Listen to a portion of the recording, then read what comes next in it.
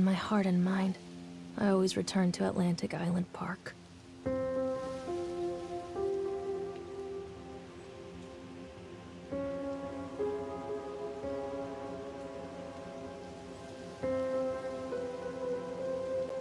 Where's Mr. Bear?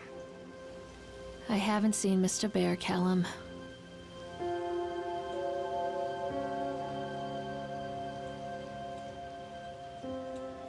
Stay in the car. I'll go and ask information.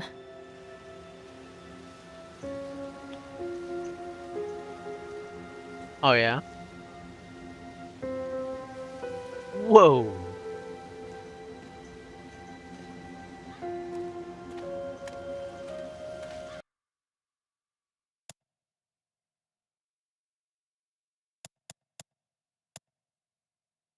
Wait.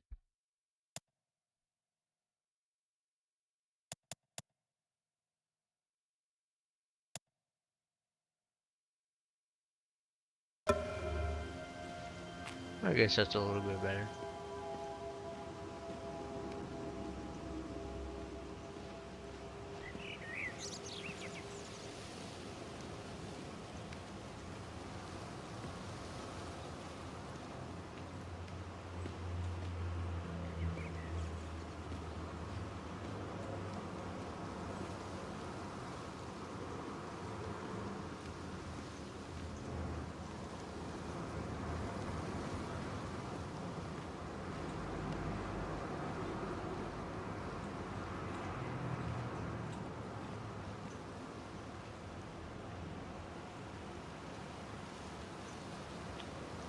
What happened? No! I have things I need to do in the park. Okay, I can't see. Jesus.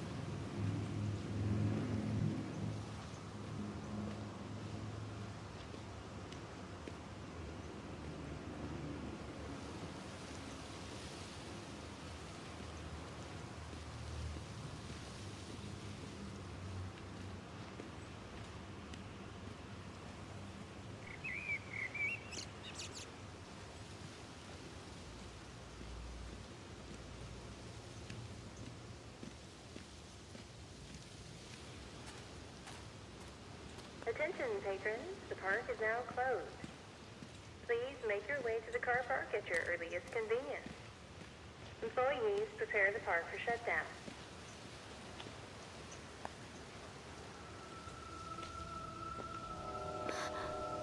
What?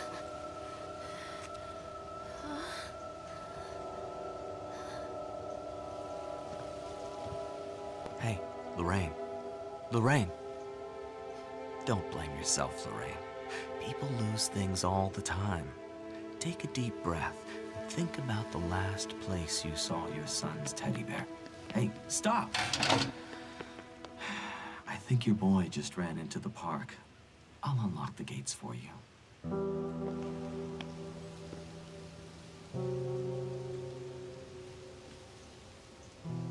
Can I run yet? Oh. Callum, where are you going? Come on, Mommy!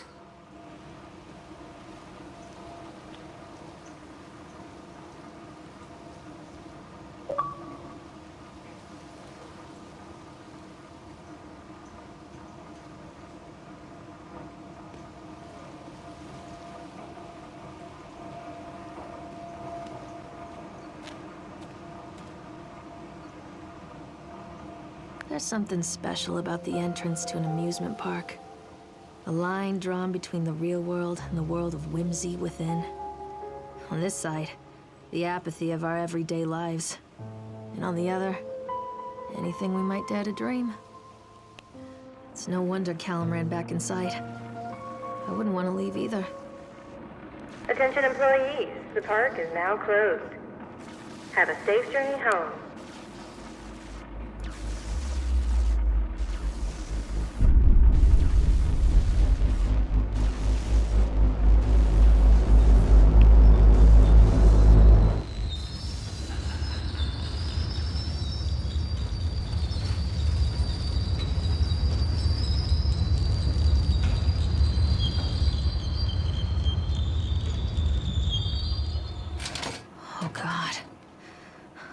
dark. What happened here?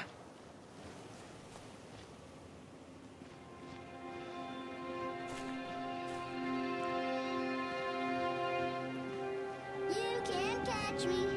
Little bastard.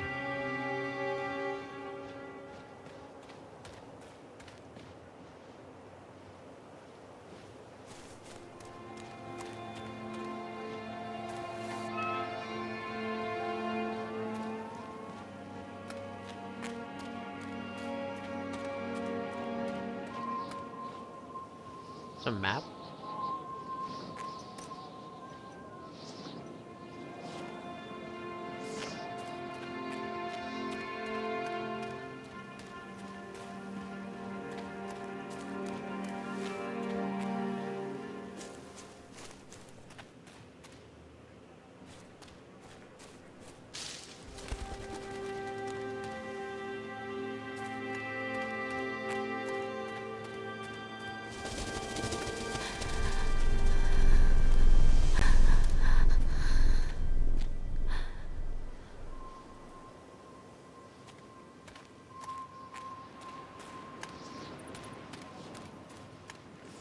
Too dark.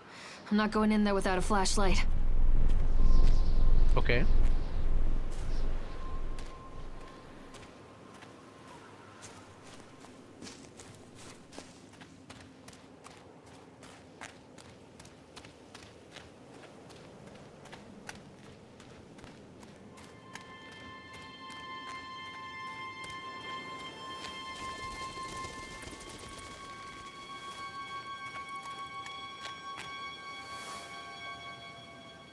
I think this belongs to Callum. Chad the Chipmunk, huh? Just a drunk guy in a suit.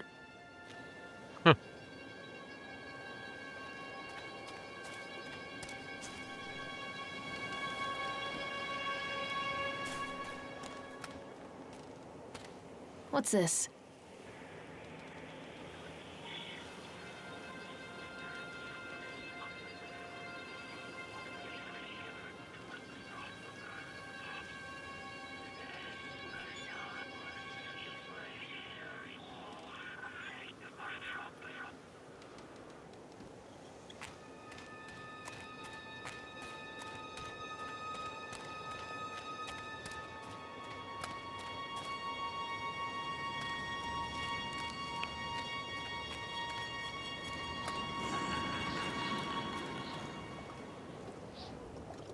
Callum, stay where you are!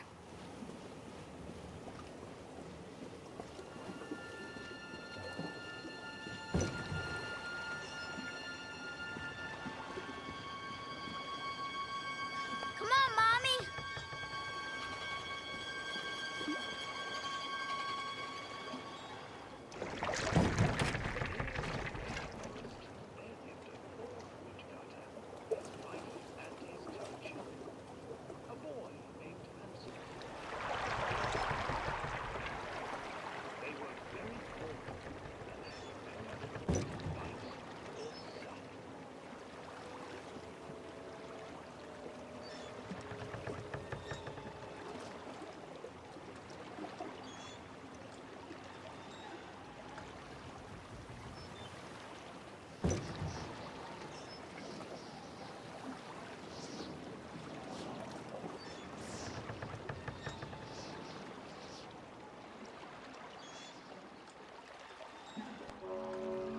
Near a great forest, there lived a poor woodcutter, his wife and his 2 children. A boy named Hansel and a girl named Gretel. They were very poor and had very little to bite or sup.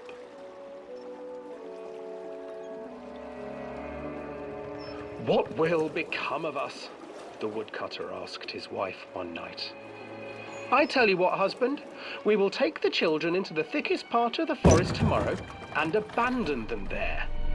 "No, my wife, I cannot do that," said the man. "Then we will all 4 starve, you fool." Hansel and Gretel overheard their parents talking, and Gretel began to weep. "Do not fret, Gretel," Hansel said. He crept out of the hut and gathered white stones from the ground to fill his pockets.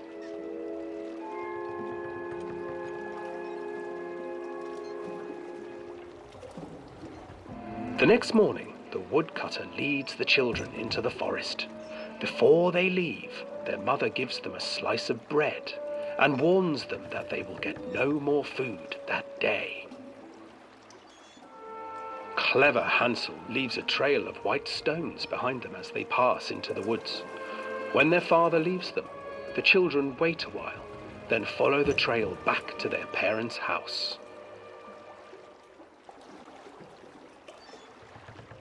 After receiving a thorough scolding from their parents for getting lost in the woods, the children are sent to bed without any supper.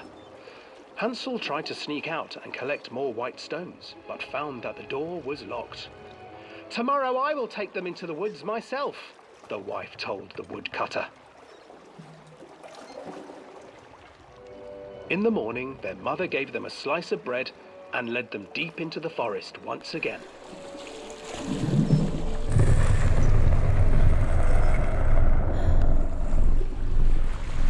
Hansel broke his bread into pieces and left a trail of breadcrumbs to lead them safely home. But hungry-eyed birds snatched up the breadcrumbs and his trail was destroyed. Abandoned by their parents and unable to find the trail home, the children wandered in the forest for 3 days.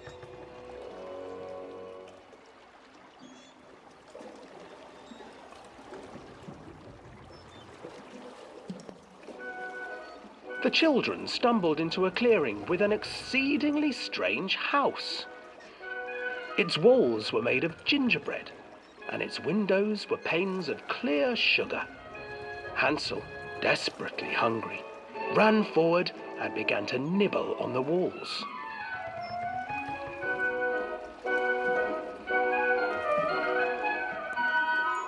"Nibble, nibble, little mouse.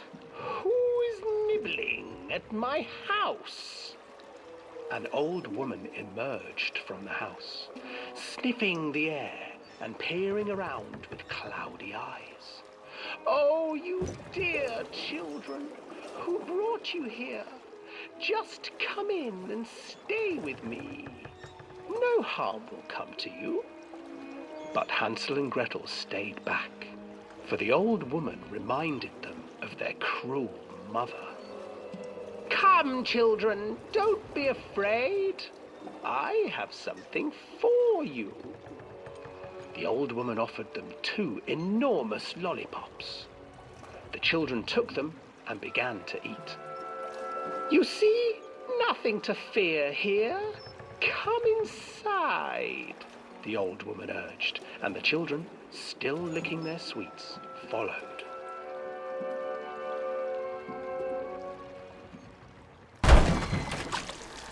Once inside the house, the old woman changed.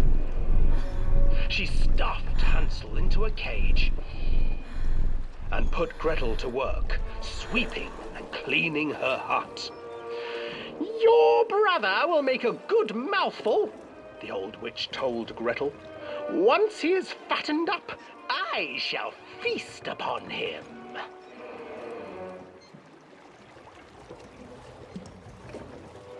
Time passed, and poor Hansel refused to eat, fearing the day that the witch would eat him.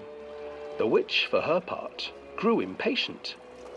"Today I will cook and eat your brother, Gretel. Climb Jesus. inside and light the oven." But Gretel pretended not to understand. "I do not know how. Where is the opening?" "Fool," the old witch said. "The opening is here." And she moved to show Gretel. Seizing her courage, brave Gretel gave the witch a shove, and the old crone tumbled forward into the oven. Gretel slid a large iron bolt over the door to the oven.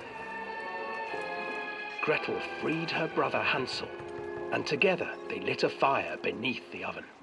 And though she screamed and begged, the children sat by the oven until her screams had stilled and the witch was cooked. And then, because even children can't survive on sweets, they divided up the body of the old witch and ate her.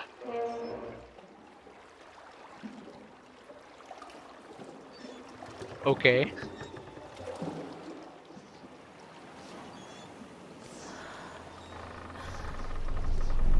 Oh.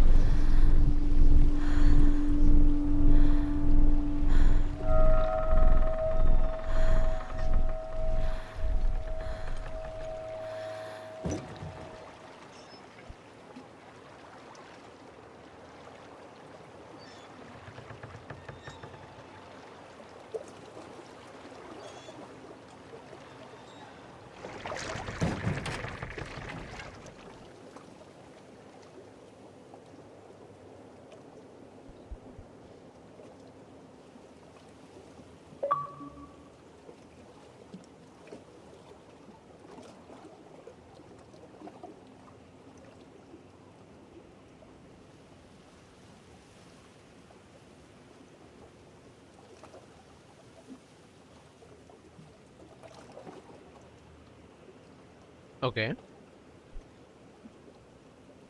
Now where am I going?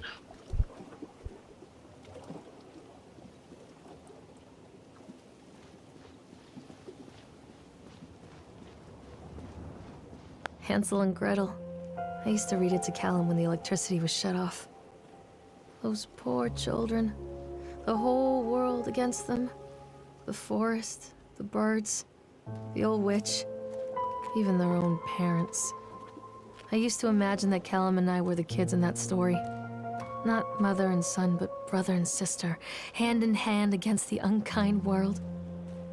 We were always hungry, looking for our own house made of candy, looking for the sweetness that could take the pain away.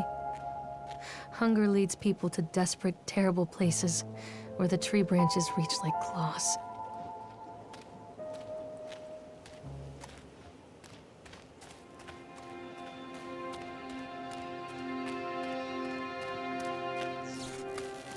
Another accident. This place.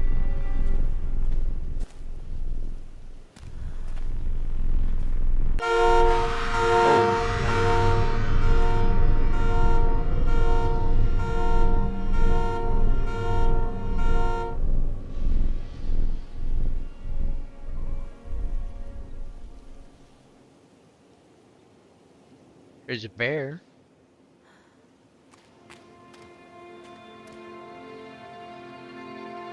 Stay where you are!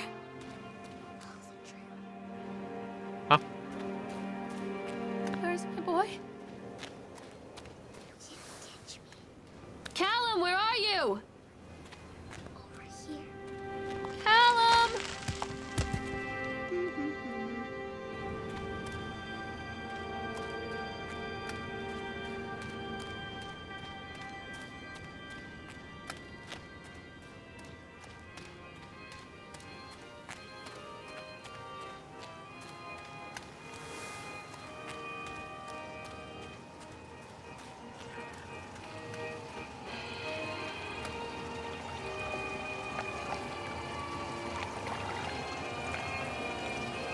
This old thing used to make the blood run to my head. Make me dizzy. The guy just snapped. Those poor kids.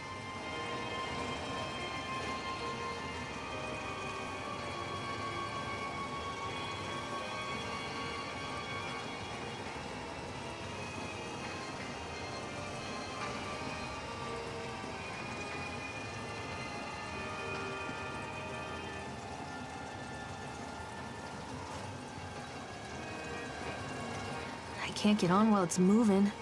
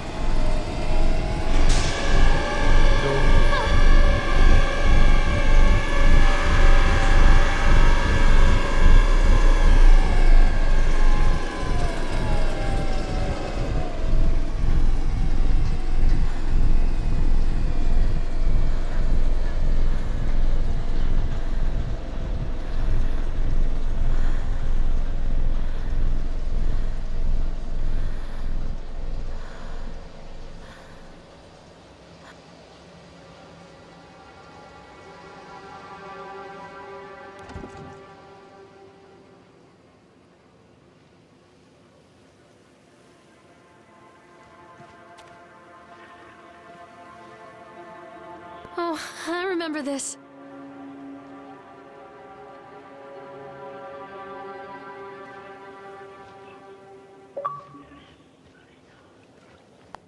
Treachery hides in thoughts. Treachery that lashes like a whip and scars our insides. The first time I saw Callum, my thoughts betrayed me. I looked down at this wrinkled, red, bawling thing and I thought, is that it? We build our world from expectations, and the world that I had built for Callum was no different. He was so real, so there, and so far from my expectations. And they shattered, and as they fell in pieces, that one treacherous thought became a new foundation. All of the love that we shared, all of the warmth and goodness that followed, built on a single, traitorous thought.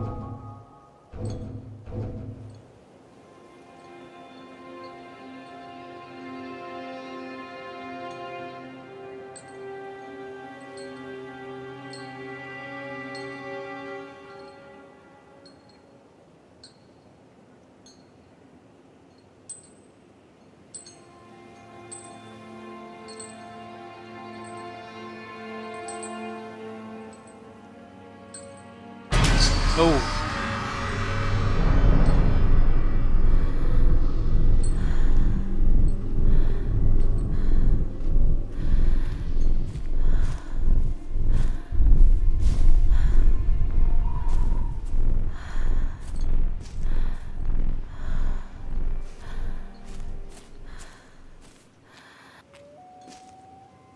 Callum, stay where you are! This way, Mommy.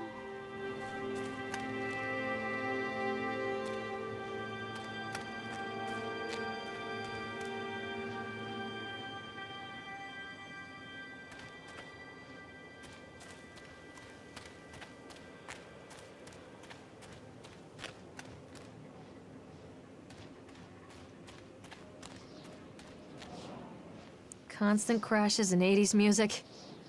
I guess it floats someone's boat.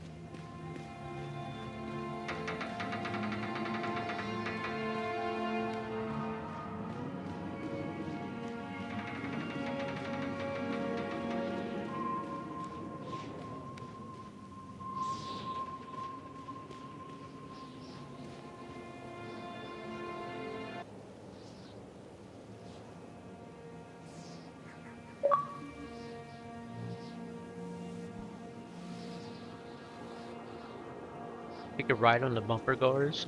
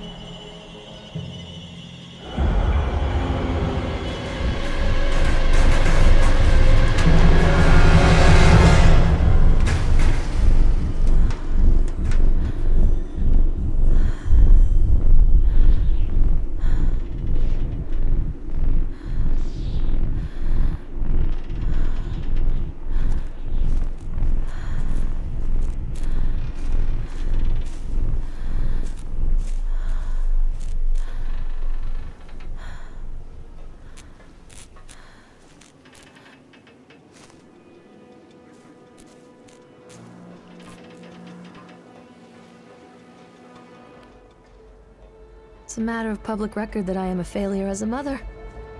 Once, when Callum was very small, I left him asleep in the car while I ran an errand. Don't even remember what it was.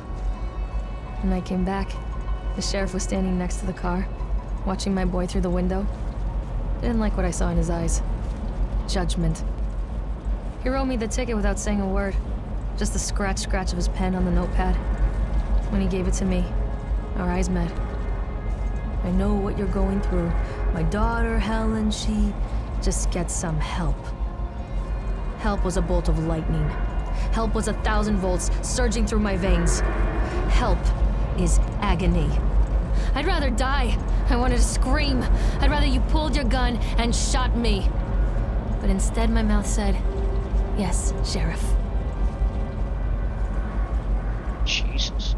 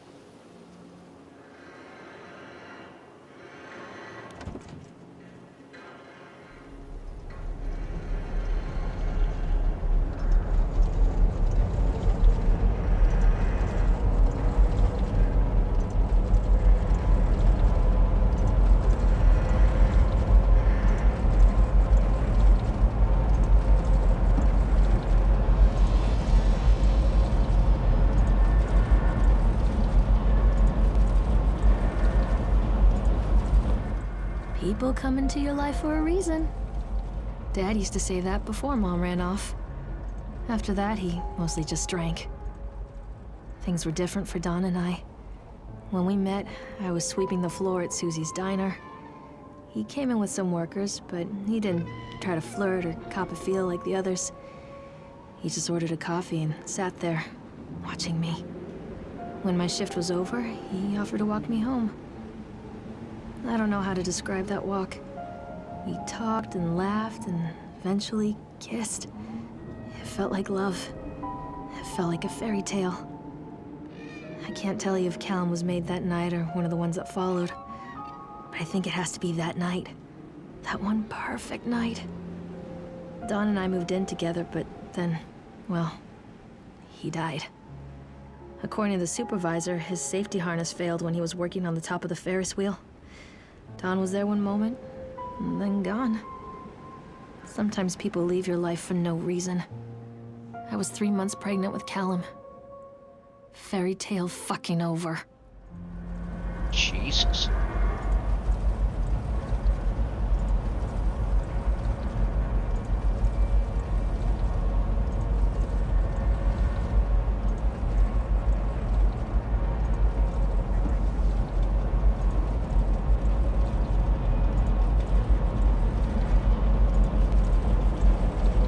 Oh.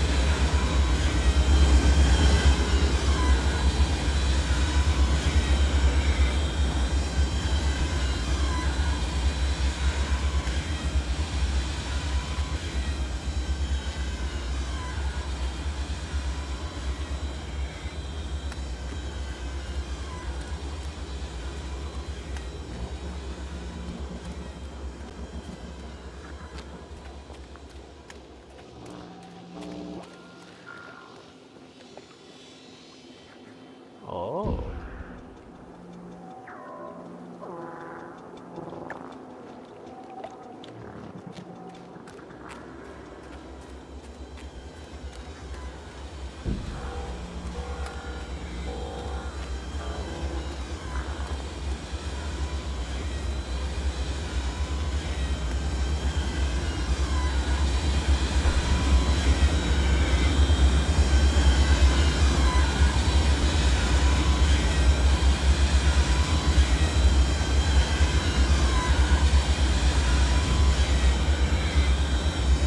Stay where you are!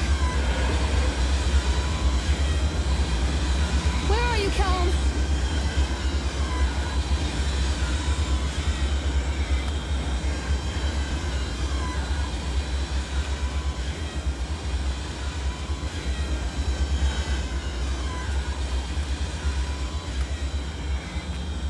Callum, where did you go?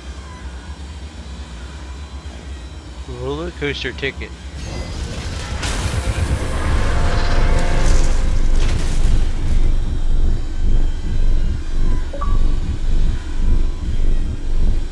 Spin, spin, sugar.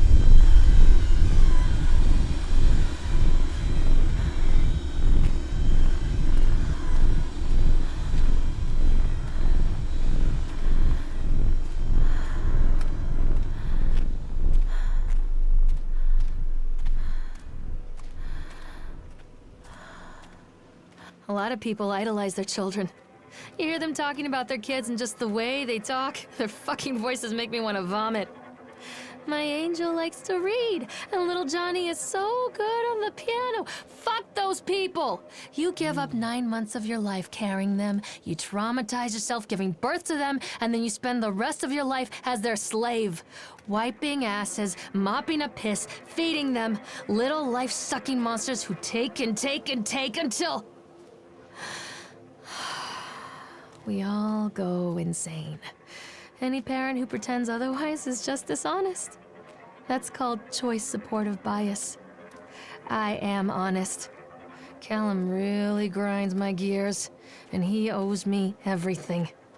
Everything. It'd serve the little fuck right if I just abandoned him. Wow.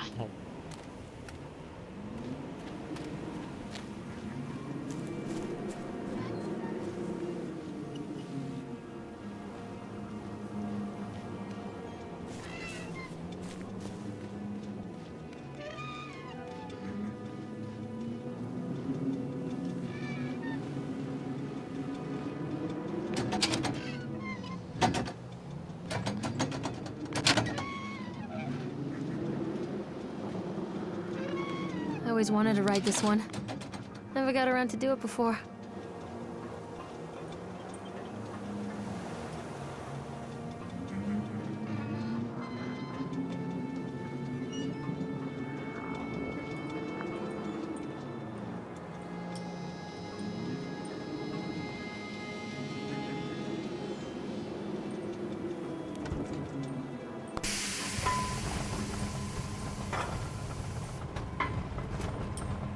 Oh boy. What do you want? We need to talk about Callum. What do you mean? What have you done to him? That's insulting. You and your boy are everything that this place doesn't want. The antithesis of what we stand for. Where is Callum? The poor child. He tried so hard to do what he was taught. He even left you a trail of breadcrumbs. But the park is just so hungry. Tell me where my son is. The witch has him now. Has both of you. No happy ending here, I'm afraid. Just leave me alone. Fool. You always were.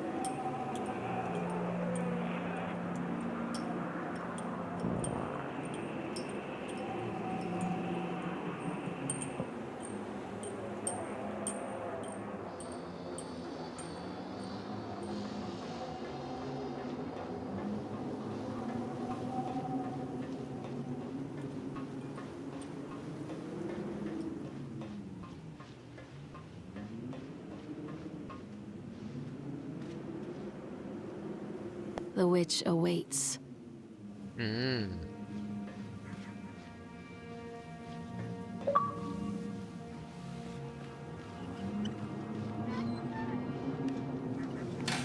Callum has bruises on his arms, finger marks. Someone has been hurting him! I've asked him, demanded really, to know where he got the marks. But he doesn't want to answer me. Something has scared him into silence.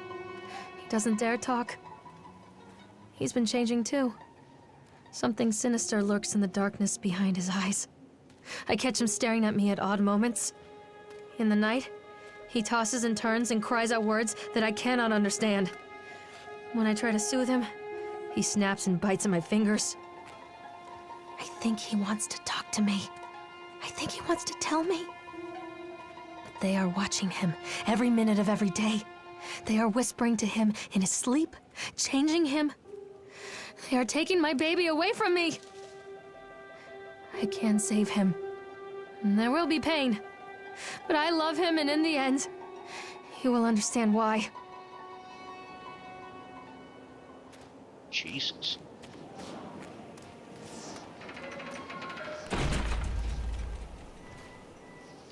The whole town was shocked by that one. Never found out who did it.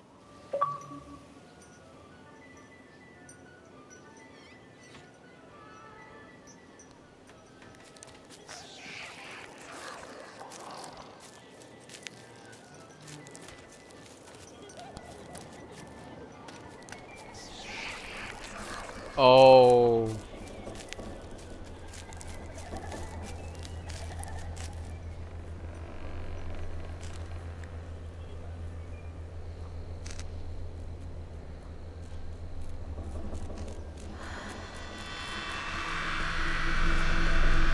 Oh, bastard.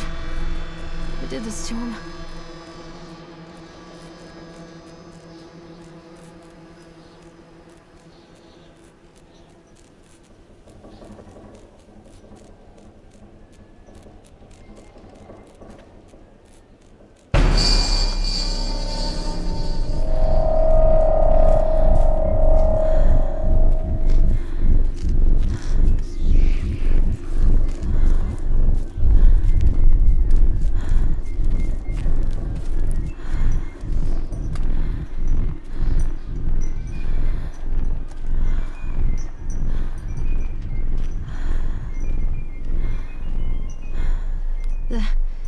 These are mine.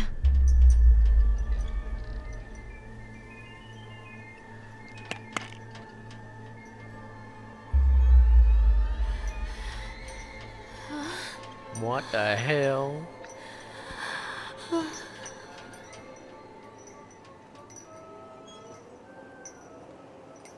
Stop picking your nose.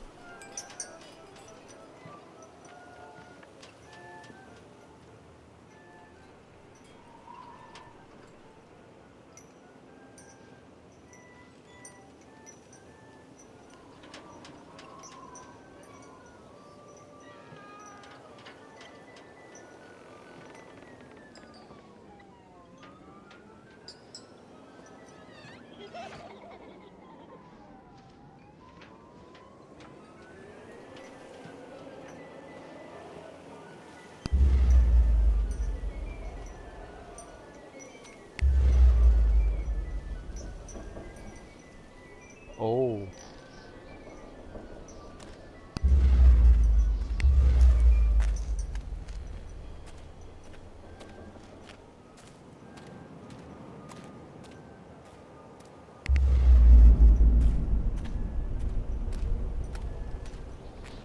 Don't touch me. Callum, I'm sorry.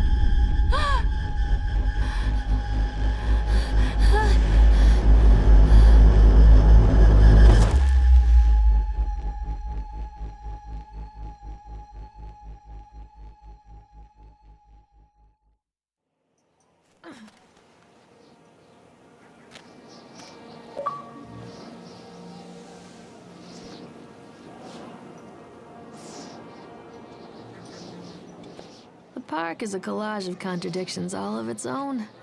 Millions of people die every year in car crashes, and the park has little cars designed specifically to simulate that action. Hear the children scream with joy. In the sideshow alley, you can walk away with 15 cents worth of mass-produced Chinese teddy bears while a grinning carny pockets your hard-earned $5.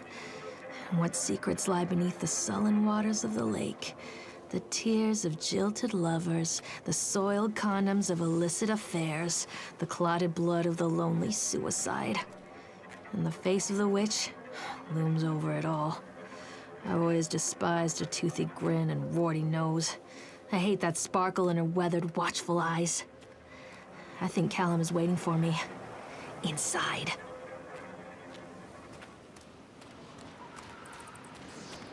I got the flashlight now. Oh.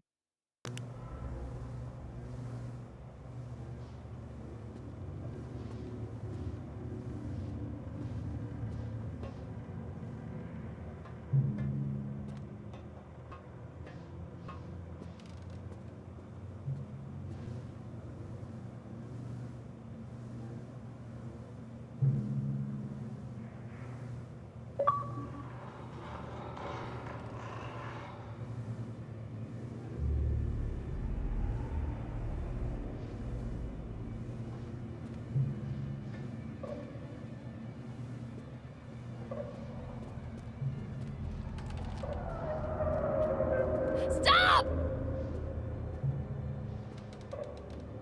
Don't leave me!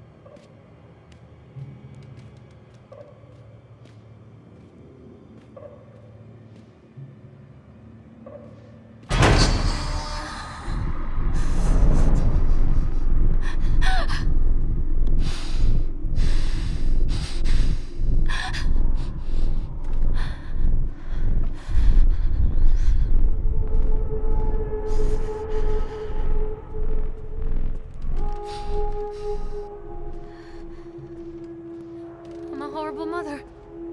Where is he? Please, don't make me see.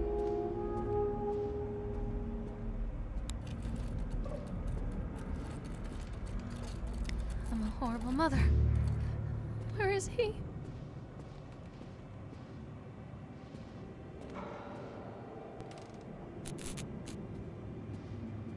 What have you done with him?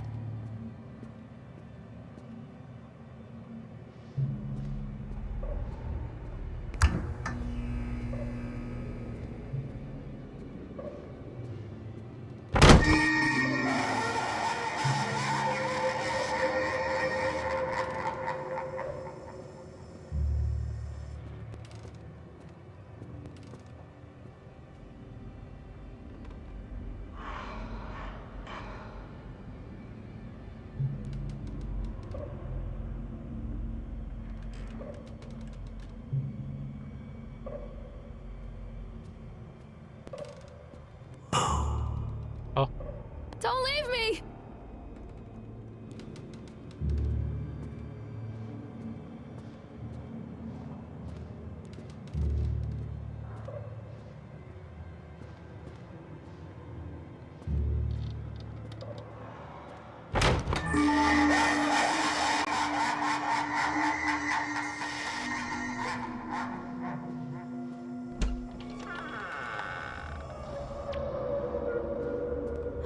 One little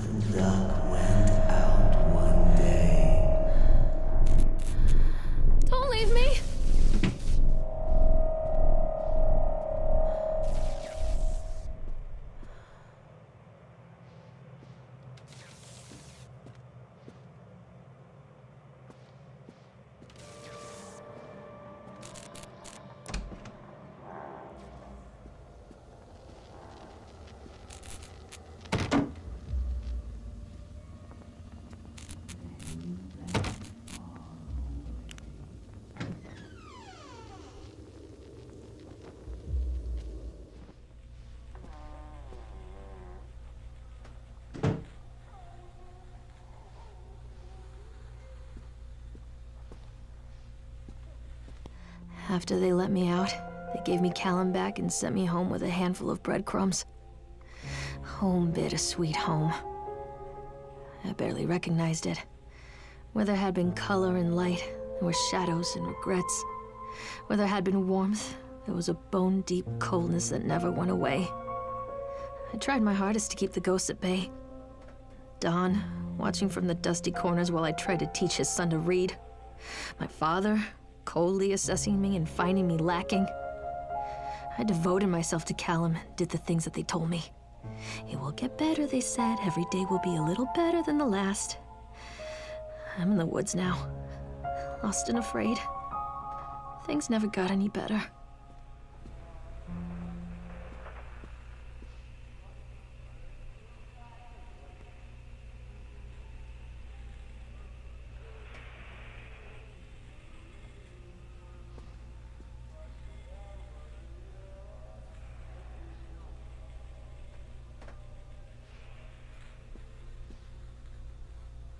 Rubik's Cube.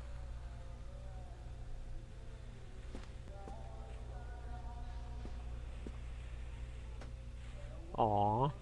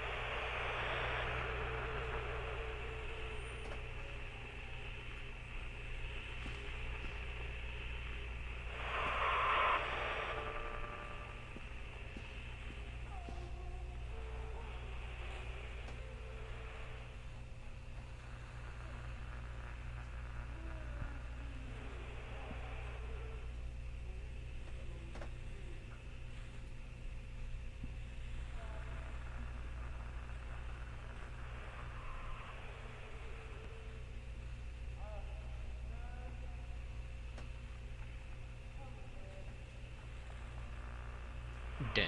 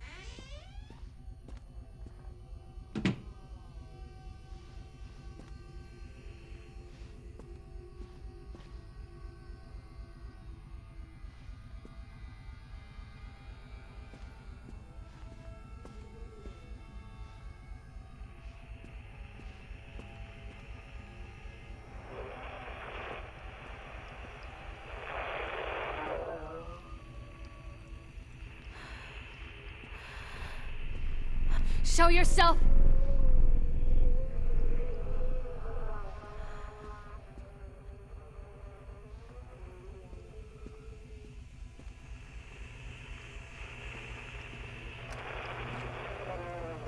Hey! Don't.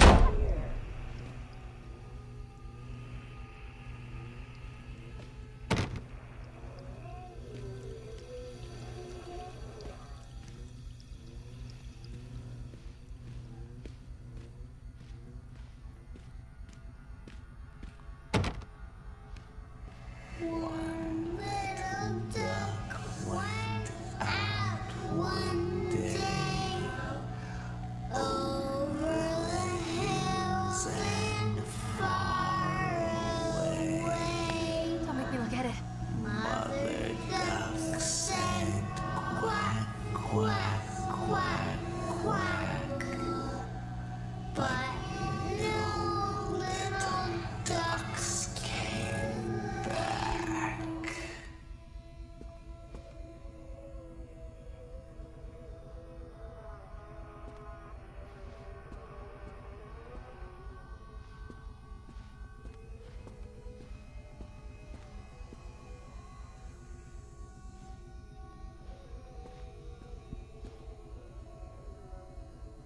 Don't mind.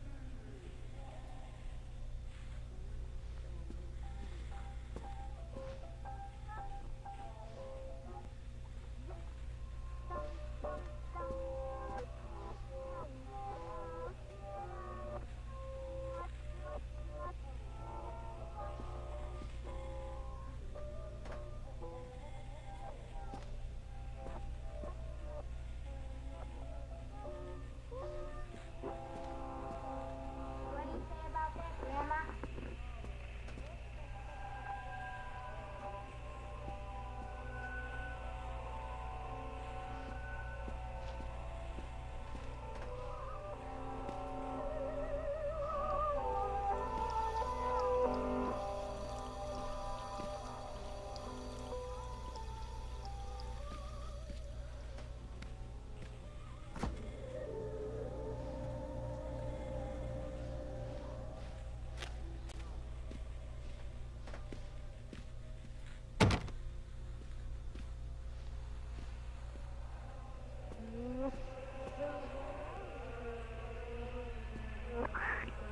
Hello.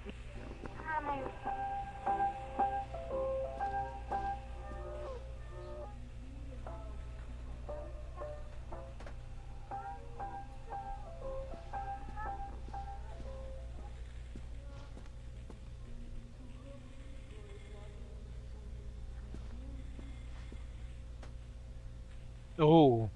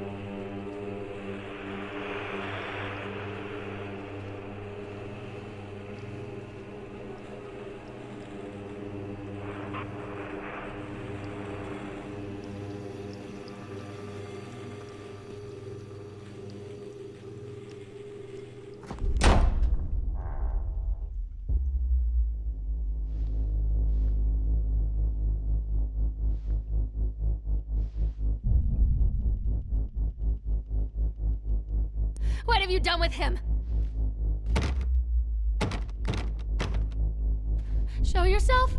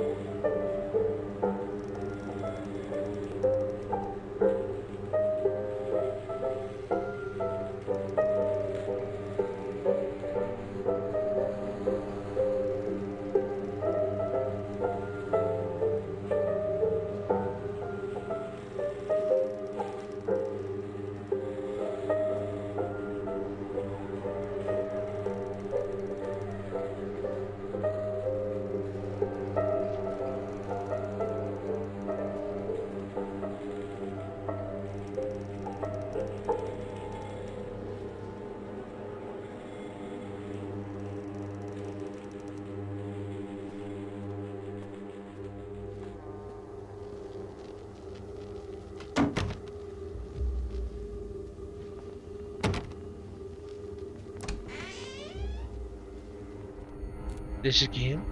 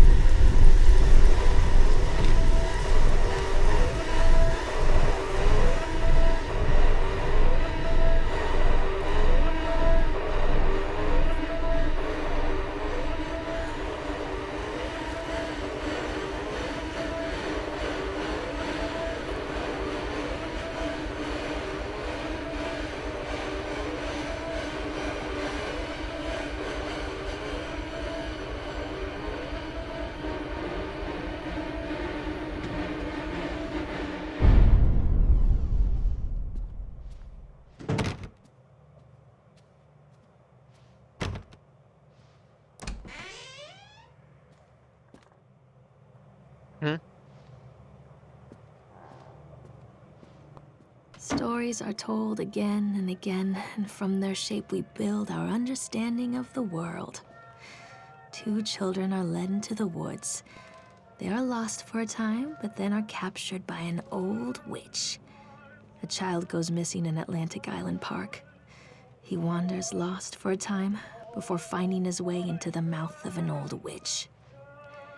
In the oldest version of this story, the mother and the witch were the same person. I never wanted to be the witch, but I am, aren't I?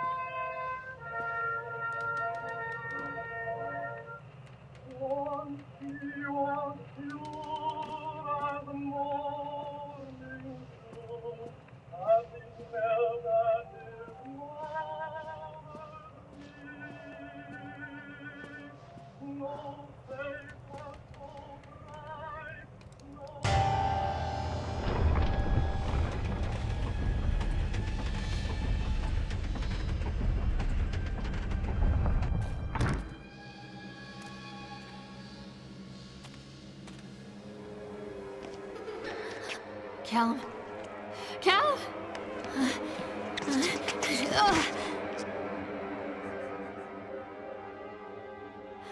Callum? Callum? Callum!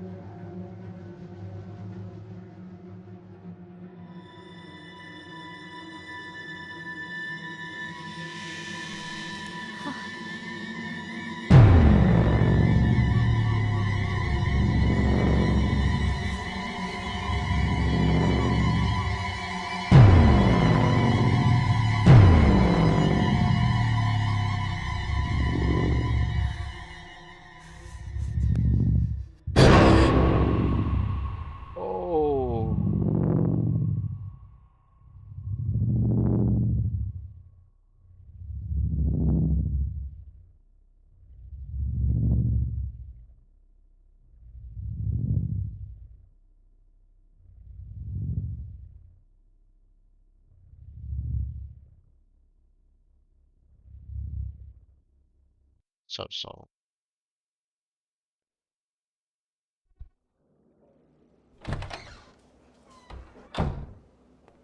Hey, Lorraine. Lorraine. Don't blame yourself, Lorraine. People lose things all the time.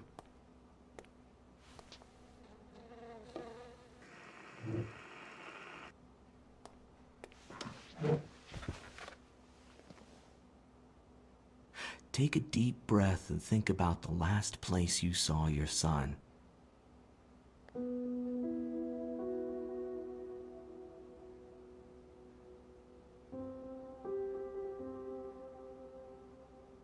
In my heart and mind, I always return to Atlantic Island Park.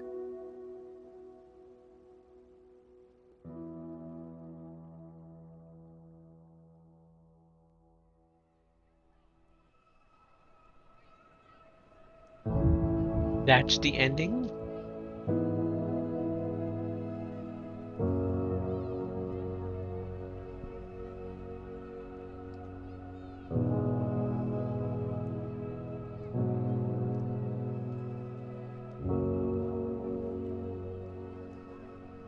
You're waiting for your groceries?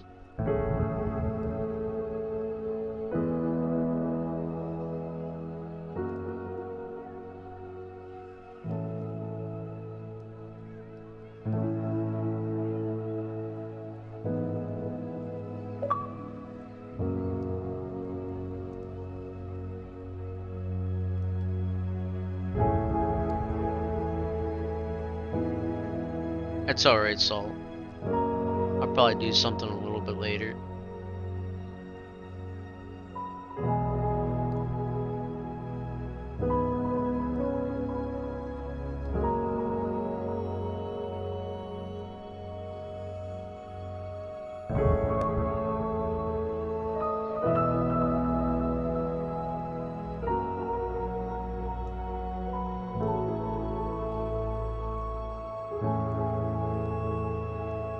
Yeah, man, I'll be back in a bit. Just keep checking the stream. I'll probably have something else on here in a bit, maybe in an hour or two. I'll probably start something else.